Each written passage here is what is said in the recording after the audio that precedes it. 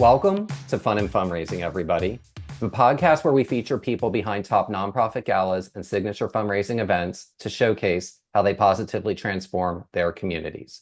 I'm your host, Rob Giardinelli, and today I am beyond excited to have two really special guests on. So we have Tamytha Cameron and Celeste Cass, and they're the owners of Tamytha Cameron Photography. And I was talking in the green room with Tamytha and Celeste, and every event in Dallas that is high profile, they are at, and they are the eyes and ears of the Dallas social scene. And I know we have talked many times on this program before about how event photography really is an investment, not just in your event, but it's also an investment in your marketing. And it's really stuff that you can get a lot of legs and a lot of mileage out of. So Tamytha and Celeste really have really unparalleled knowledge of what it takes to have a great event, dealing with different types of subjects and getting great photographs. So I'm just thrilled to be able to talk to them both today. So with that, Tamytha, Celeste, welcome. And I'm just thrilled you're both here.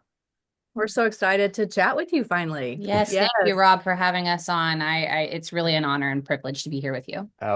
It's not the privilege and honor is all mine with you two here. So, let's go ahead and get started and roll right into this. So, Tamytha, talk a little bit about, because I know you have a very burgeoning photography practice, but what motivated you to begin photographing nonprofit galas and signature fundraising events?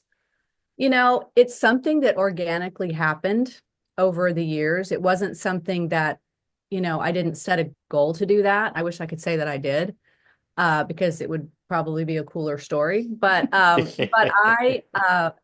well, I've had various stages in life where I've done different things. But I was working at the Meadows Museum. I have a master's degree in art history, and I was working on their education staff. And some different things happened in my life, and somebody there who was a friend of mine asked me, she knew that in the past I had an actual brick and mortar studio in the 90s in a small town in East Texas where myself and my sister-in-law, we had photographed families. And so it was just a different animal because it was film, it was medium format, it was nothing like what, we're doing now. And so, but she was aware that that was a part of my history. So she said, I'm getting married and I want you to come to Kentucky and photograph my wedding. And I said, I really don't think you want me to do that because, for one thing, it's been a long time. It had been 10 years at that point. No, 15. Anyway, a long time. And I said, you really don't. And she said, no, I really do. I'm only comfortable with you. I want you to come. And so basically I had to go out and buy a digital camera because every camera I had was film. I had never even used a digital camera. Well, maybe I had at that point. I don't Maybe a little point. Maybe a little bit. Yeah. But, I had traveled different times in Europe with my film camera. It's just but I know from experience, because I have done it, that photographing a wedding with film is very stressful. Not something I wanted to repeat or put her through. So anyway, I showed up with this subpar equipment, which I didn't realize at the time, and photographed her wedding. And she just was so happy. And it was such a great experience for me. And it just made me realize what I loved about taking pictures, which was making people happy and documenting those really kind of important times in their lives. So when I was at a point where the contract that I had, which was a grant funded position with the museum, was over, that I was going to decide whether I was going to continue down that path or whether I was going to try a different path. And so I thought, you know what, let's just see how this goes. And I did. And because I was at the Meadows Museum, they asked me to start photographing some of their events.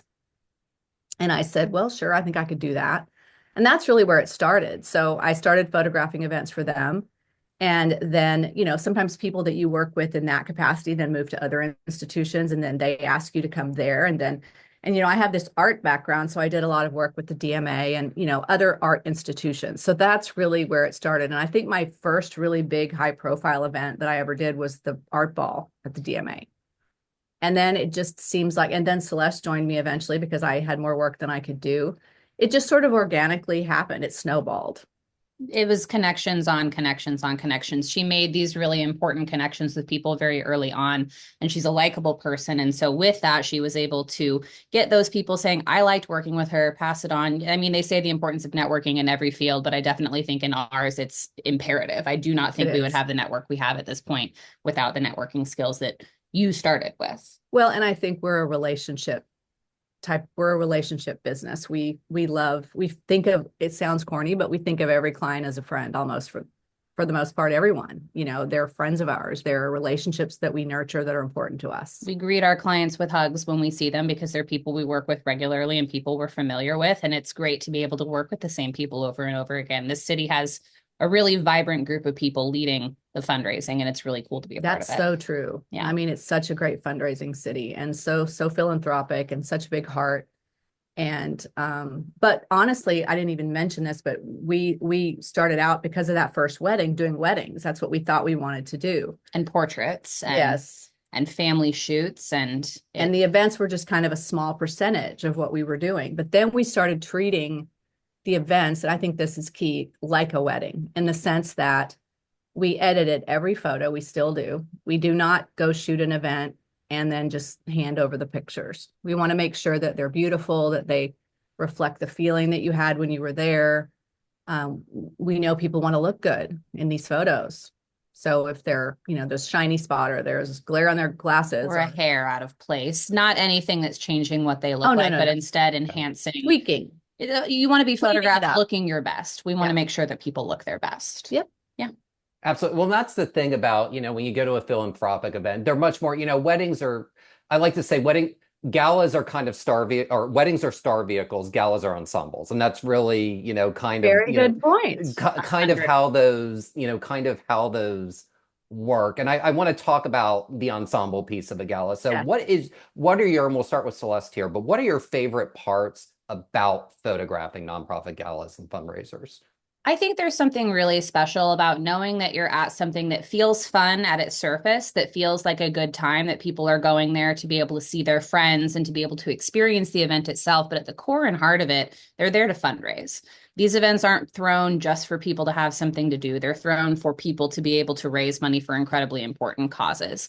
From anything from, as small as funding, like small little fundraisers all the way up to something like the Cattle Barons Ball with the American Cancer Society. You're working with people fundraising on a variety of different levels, and every single one of them is incredibly important. It does not matter whether or not you're raising $10,000 in a day or whether or not you're raising $10 million in a day. It's an incredibly special thing to get to photograph not just the people who are there, but the emotions that are captured while you're at those events as well, because they are emotional events. They're bringing out incredibly emotional stories that people are experiencing, which is why we're fundraising the things that we're doing.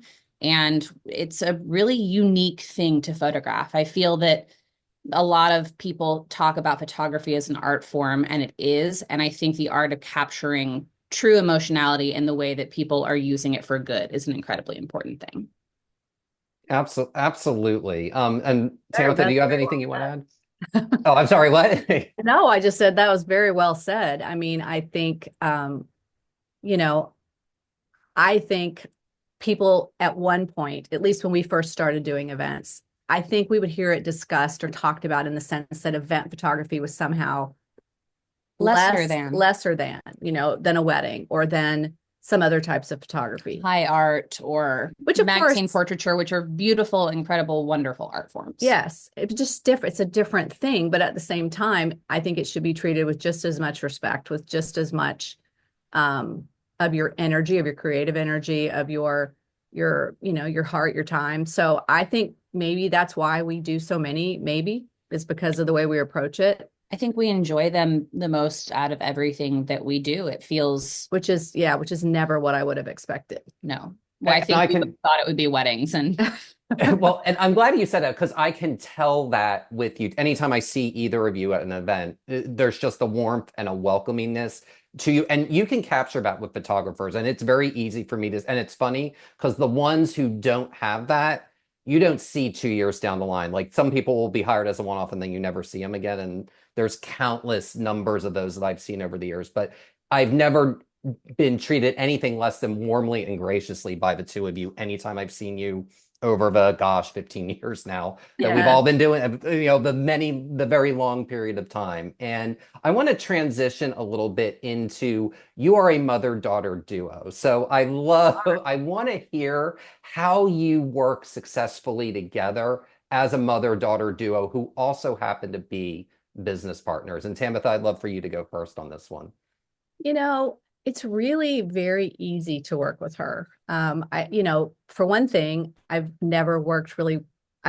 well, this year I did shoot a wedding with one other person, but because she couldn't do it. But I really don't ever shoot big things with anyone else. Although now we do have some really wonderful associates that step in and work with us sometimes, and that they have their own businesses as well, but they come and work with us. But I just think, who knows you better than your daughter, who knows you better than your mother? I mean, it's, we know each other, we know what our strengths are, we know what we're good at, we know, we sort of live in we have the same sphere of people around us. And Yeah. I don't know. I think we complement one another very well in that we have different strengths in this industry as well. She's definitely a relationship person. She can build relationships like nobody else can.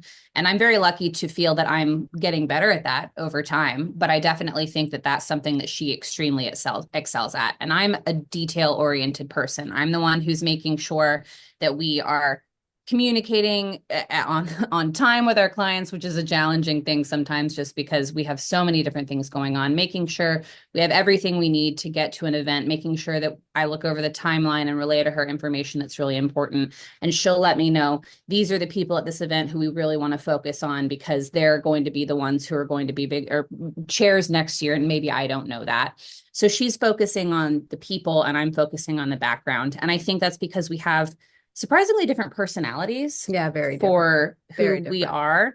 I'm very lucky to have stepped into this industry. It was not what I started thinking that I was doing. I was in marketing for 9 years full time before becoming this at this point. I had been helping her on nights and weekends, and I found a really convenient time to quit a full-time job with benefits, which was February of 2020. And Boy. yeah. And I was like, I'm going to give this photography thing a go. And I can tell you right now that those first 2 months, I was like, this might have been a mistake. Obviously, things have picked back up since then, and we're very lucky. But I stepped away from that 9 to 5 thing, and I have enjoyed the freedom of this ever since. You get to work with somebody who you feel familiar with, and you know each other very well. And I do unfortunately think we end up dividing and conquering more than we're shooting together at this point, which is really great to be able to both be the face of this and be representing our business in different ventures. But I think that we just work well together because we like what we do. We like working with each other, and we communicate well about the things that we do. She's taught me everything I know, and I think I've become a significantly better photographer over the time because of her.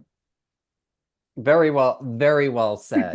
And, Tamytha, I want to ask you, talk a little bit about why what you do and why photography is such a critical element to a successful gala. Because really, like I said at the top of the show, what you all do is so invaluable to the success. So I'd love to hear your point of view and take on that. Well, I think like anything that a group of people are spending a lot of time planning, creating, executing, you want that documented for one thing. I mean, people have no idea what goes into. We have a lot of event planner friends too, that, industry friends, and we see what they go through. It's a hard job. It is one of the hardest jobs. And, we feel privileged that we get to capture the end result of all that work for one thing. But also, it's the people that come together that make any event. I think that was one of the things that you had asked us is what makes a successful event. And I think it's always the people. I mean, there's other things too, but it's how those people mix together, the energy in the room, a common purpose, but also, just to have fun. Obviously, is what she said, they're both things. There's an underlying purpose, but it's also just people. I think people in Dallas love to get together. They love to socialize. They love to see one another. And something else I enjoy, they love to get dressed up, which I love. That's just a part of the pageantry of it, which is just fun. It's fun to see, and it's fun to be a part of, and it's a lot of fun to capture, photographs of people. But I think, it's just a crucial thing because for one thing, they use it to promote the event for next year, obviously. And also it tells the story. I think there are publications now that are not just publishing the pictures of just the posed photos, which we love posed photos, but also ones that tell a story, kind of kind of a story of little moments that happen during the night, which is something that we really love too, incorporating some black and white imagery, not just color imagery, things that make it a little more documentary, a little more of a story that tells what happened that night, which I think, again, it's so important to the people who plan it, who put their heart. Some of these events it takes them a year to plan. And there are really only two things left when the dust is settled at the end of the event. There is the money that has been raised through these fundraisers, and there are the photos that tell the story, and video if you've hired a videographer as well. Exactly. But you're telling the story, and you're being able to show people who maybe weren't there for one reason or another how that event went. That encourages people the next year to donate money, to attend the event, to sponsor the event, to come back and be supporting of the cause that the event was for in the first place. And it's yeah. And hopefully our images make people want to be there. If they weren't there that time, they're like, that looks like a really great time. That looks like something I want to be involved in. And we hope and wish. A lot of times the reality is, though, people don't get to even see those images we took necessarily. But some events that we've been a part of, they send a link out because we send them in a shareable link. And some of them share with people, which we love, because obviously we have people reach out to us individually because we know them and say, can you share this photo of us? And we're happy to do that. We're just so slammed that sometimes it takes a while. Yeah. But anyway, I think it's lovely if they can share that gallery with people who have come. And I understand there's sometimes a lag because press needs to share things, so they need to wait. And we absolutely respect that. But it's just fun if the people that were a part of it can have their images to remember the night Absolutely. to remember the night. But I think just like a wedding, it's a crucial part of the story. Of the story. Yeah. It totally is. And, your answer there just really it took it full circle to something you said earlier. And I believe, Tamytha, you're the one who said it about events being frivolous. And the thing is, why that's not true, you've really just kind of explained. They are moments of time. You can see kind of what was going on in a culture in a given moment. So there is a historical and art, regardless of the type of event it is capturing a spirit of a region, a city, a community, a fashion trend, whatever it is, all in one with what you do. And that's why event photography is so important, because you're capturing those things. And as a bonus, you get not free marketing, but you get an additional marketing element already in the can for next year's gala, as you had mentioned, Celeste. Well, certainly you would hope so. That's definitely, I think, one of the major goals. And just, I don't know. I always love anything I go to. I love seeing the images when they're done. It's just fun to go back and relive it. Oh, absolutely. And I think you can learn something through the images. Like maybe next year we might want to do this differently. Maybe. Or this part of it was an incredible success and we want to keep this going forward. It's like reading a book of the thing that you just went through, a memoir of the event that you just experienced, and knowing what went well and knowing maybe what can be improved on and knowing who was there. And I think it's a really special thing. Yeah.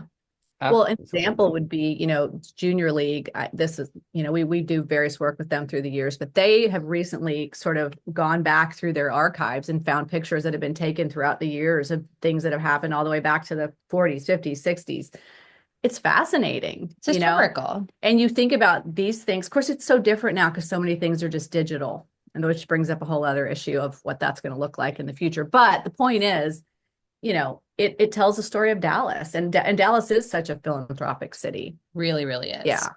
Absolutely. And your story, and I'm glad you mentioned the social media component, because they're telling a story. You're telling, you all as photographers tell the story. And there's a difference between the two, because there's what one person sees in their eyes. And if you've got 100 people, let's say you have 500 people at an event, at least 40 aren't going to have a good time, because that's just the average of the numbers. The nature of things, yes. That's just the nature of things. But you're capturing all of that, primarily the 460, not the other 40. But you're capturing the story of why this was great and why this was amazing. I think this is a good segue into the next thing, and kind of let's talk about the future a little bit, or what's going on now. So Celeste, what trends are you currently seeing right now with galas and fundraisers, as from a photography perspective?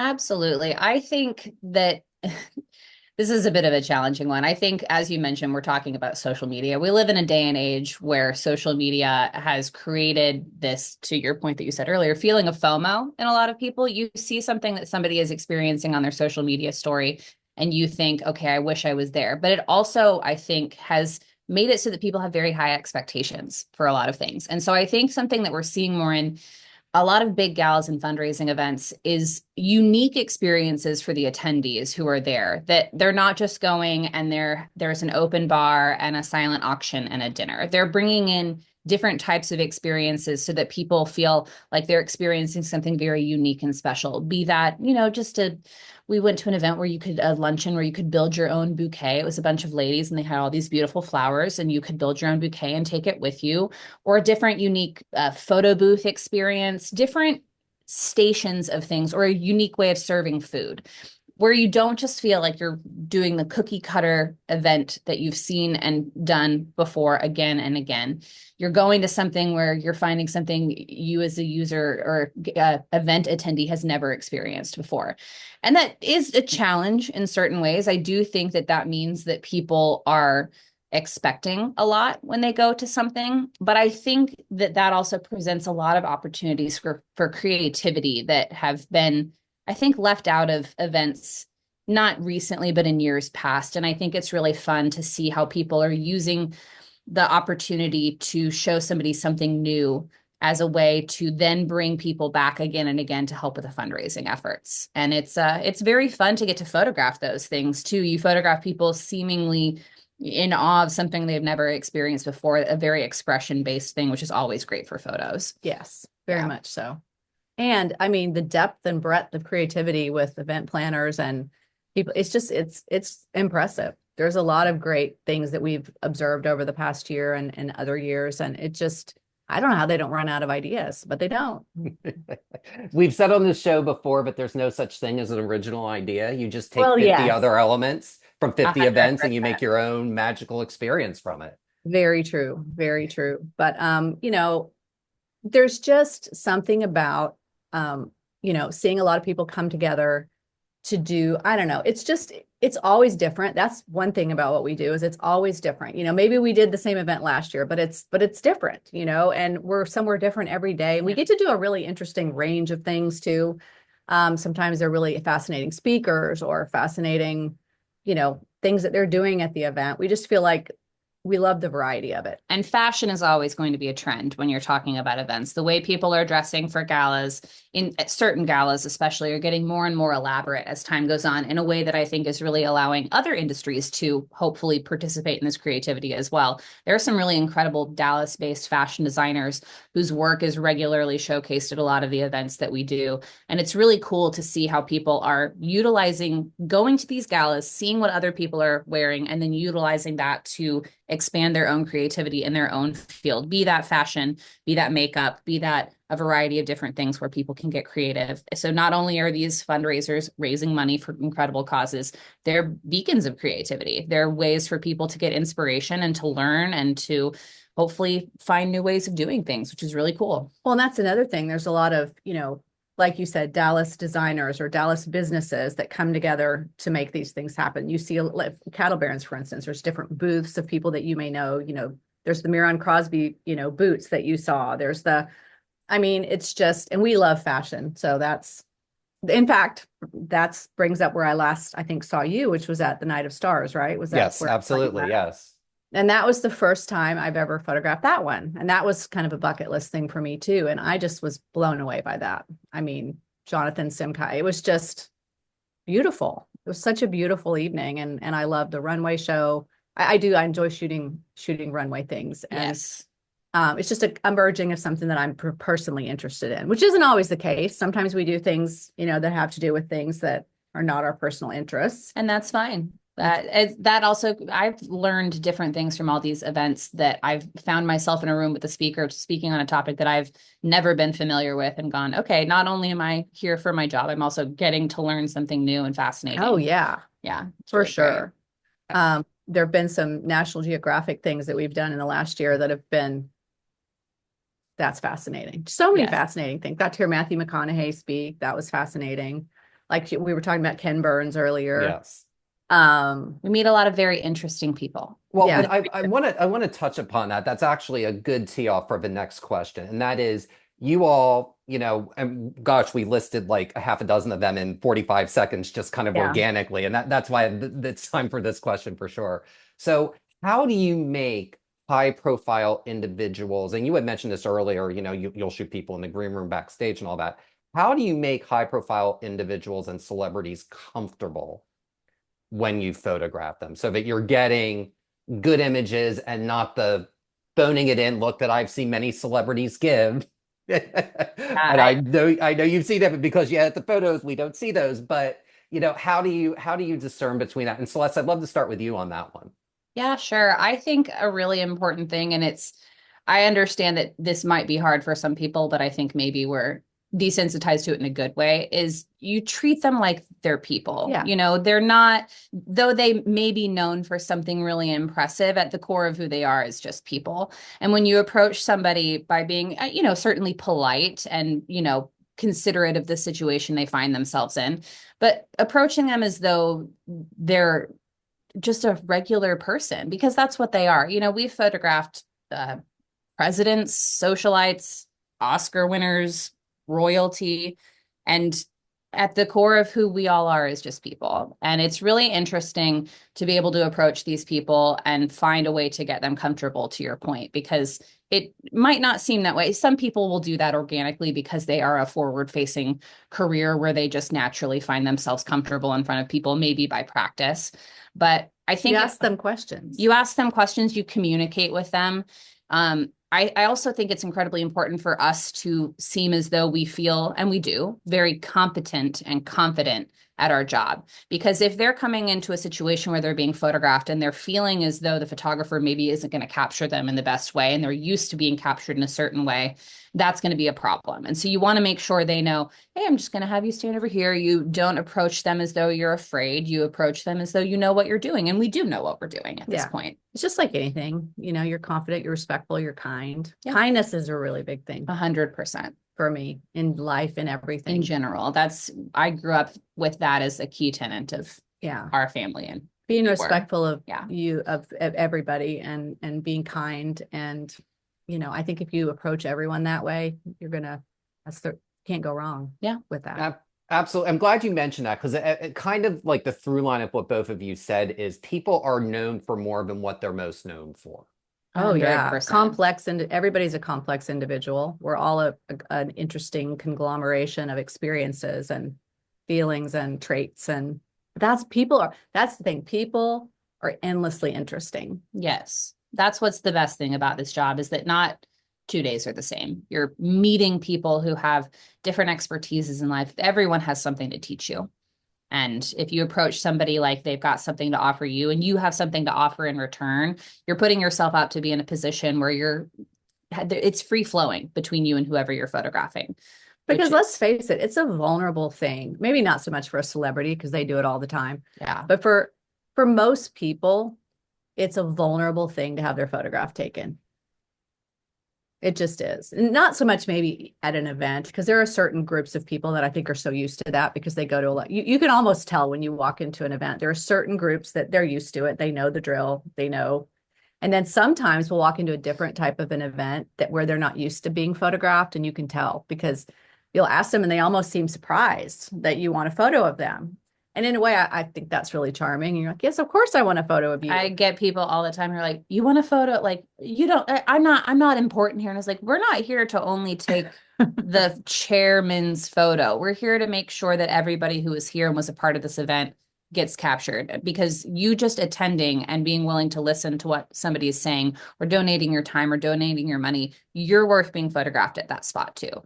There is no difference between the highest person at an event and the quote unquote lowest person at an event, except for maybe how involved you were with setting it up. And except for the fact that we are given shot lists. We don't want to act like we don't priority to our shot list, because of course we do. But a lot of times people will give us a shot list, and I say, my goal's always, which is sometimes not possible, like something where there's 1,300 people, obviously. But as much as possible, especially if it's an event of 200 people, we're there to capture at least one photograph of everybody there. If we can. If we're able to. That's our goal.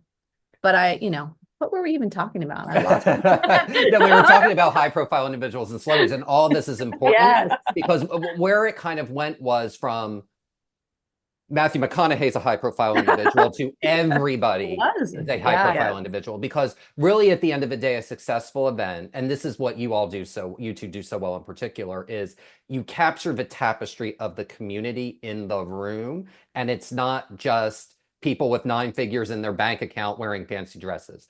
Good events are so much more than that. And 100. that's basically what you were talking about. If there's 1,300 people in a room at something like Crystal Charity Ball or DIFA, and you're going out, I mean, that's a tall order. You're probably not doing very that, but tall it's a great goal to have. But if you get 900 of them, you're really telling a range of that story. Yeah. Well, I always feel bad if I miss someone. I sometimes, again, we keep going back to social media, but I do spend probably too much time on social media because it's part of how people know who we are, and it's part of how people see what we do. And so there's part of that. But also you'll see it, I see someone post, because again, we're friends with a lot of these people on social media because they're friends of ours.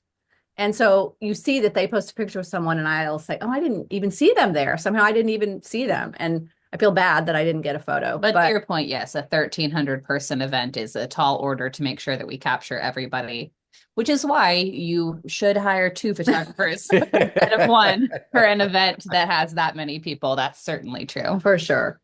For sure. But it's just such a privilege. I think this all the time, and I say this to her all the time. We just feel so privileged to get to go and be a part of these things and be a fly on the wall in some instances. But I don't ever feel really just like a fly on the wall because I like to talk to people. Yeah.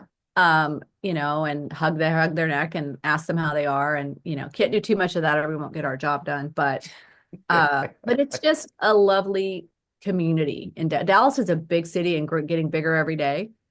But at the same time, it's just, it has a sense of community about it that I think is really lovely. I agree. Absolutely. And I want to ask this next question because you had talked about, no 2 events are the same. And one of the ways no 2 events are the same, and Dallas does luncheons unlike any other city I know. I mean, it's really just incredible. Sure. But talk a little bit about the differences between how you all approach a daytime event like a luncheon versus a nighttime event like a gala.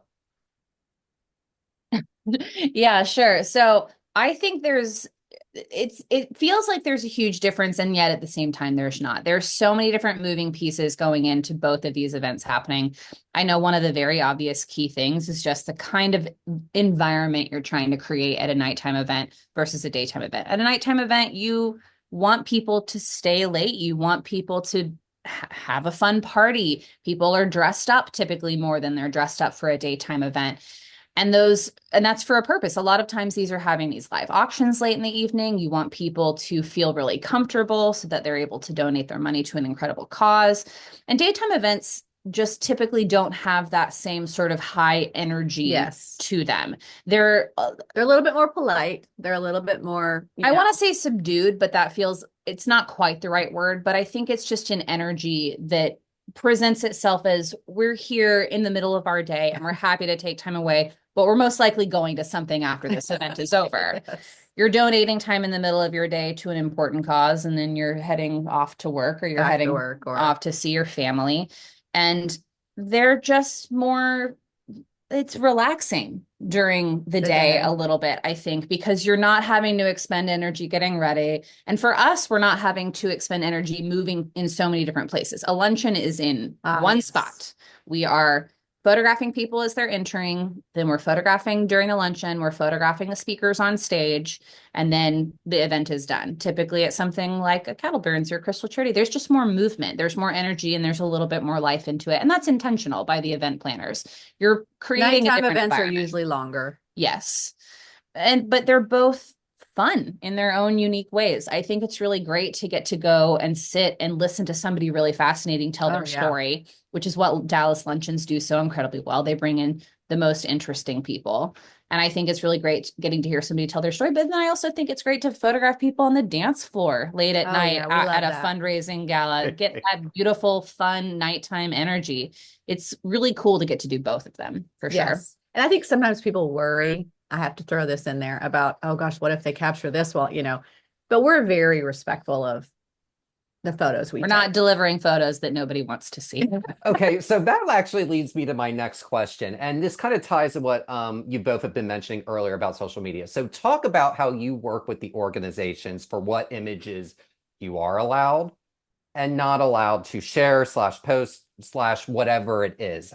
Talk a little bit about how you work with the organizations with that. Because yes, you said, you send a link with all the images, but I also know that there's also the other pile of you're not either not sharing them or you weren't allowed to photograph this person or whatever it is.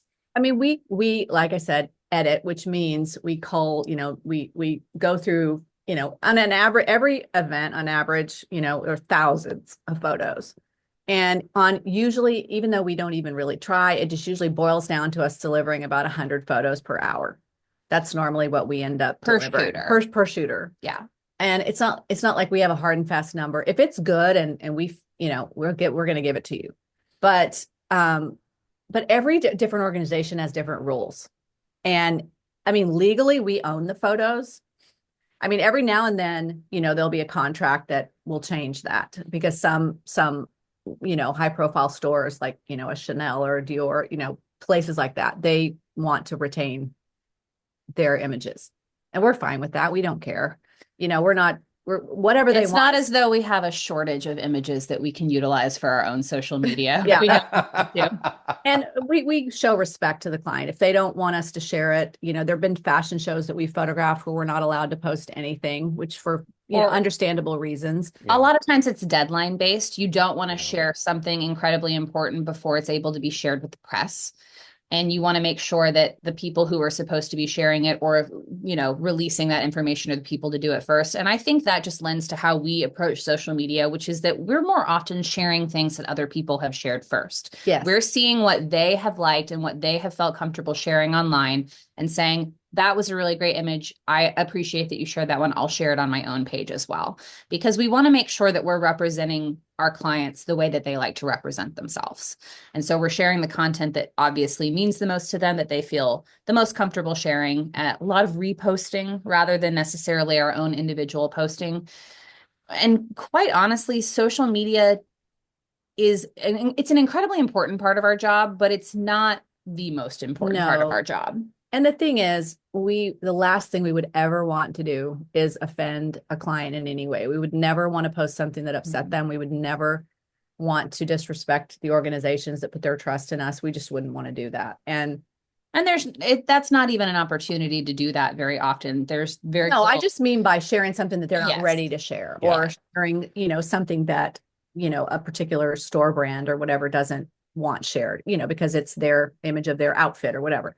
Things like that. And we just have organizations that we work with and have worked with for so many years that we just know at this point what they like shared, or if they want things shared at all. There are some organizations that unless they have posted something first, we shouldn't post it. And that's totally fine. Everybody has their own reasons for the way that they like their content shared. And it's not challenging for us to follow those rules. We don't frankly need to be sharing their content in order to best market ourselves. We're marketing ourselves by our relationships with people rather than the content that we share online. And we probably don't post as much as we really should, honestly. I mean, social media is hard to keep up. It's a hard work. It is hard to keep up with, but I'm glad we're talking about this because, the one question I have for you is, what is an innovative way that a nonprofit has used photos that you've taken in an event you've shot to market them? It doesn't even have to be social media. Just what's an innovative way someone's taking your images and you were like, gosh, that was really interesting. Never thought of that, but gosh, that was brilliant. I don't even know that I would necessarily comment on innovation so much. I was discussing this with her earlier, and she mentioned it earlier in this conversation, which is that so often, so many of these photos that we take for people are sent to our clients and they're stored on a hard drive and they don't see the light of day. And that is their prerogative. And that's totally understandable. There's so many of them and it's hard to utilize all of them. But there have been special ways with certain events that we photographed where they make it a point in a unique or special way to get these photos to the people who we took the photos of.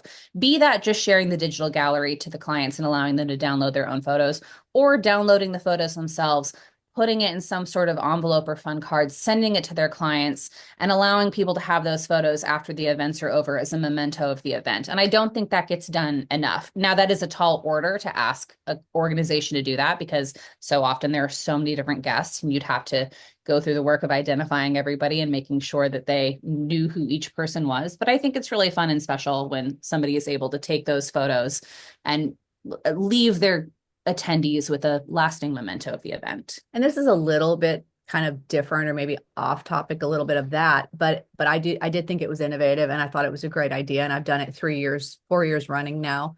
I've worked with the Dallas Museum of Art for years in various ways, and they asked me about 4 years ago to work with a particular group of theirs, a demographic group that they have, that they offer them at the holiday time to come to the museum and do like a family session with me, or a couple session, or whatever kind of session they want. And they're in 15-minute increments, and we do them on 2 separate days. And so basically that's a benefit to these people. To the membership. To the membership of this particular group. And it's just sort of something they offer. And I just thought, and every year I've had some that have been there all 4 years, and they're like, this is so wonderful. We don't have to think about it. We just come up here, and not everybody gets to take, and it's not just anywhere in the museum. It's certain areas, because obviously there's copyright issues and all that stuff with the DMA with artworks. So we don't violate that, but just in the environs of the DMA inside in certain spots. And it's just been such a hit, and people love it. And it does my heart good, although it's hard because this year we had 30 families. That's like 7 or 8 hours a day, assuming everyone's on time, which we know that doesn't happen. It was an 8-hour day both days.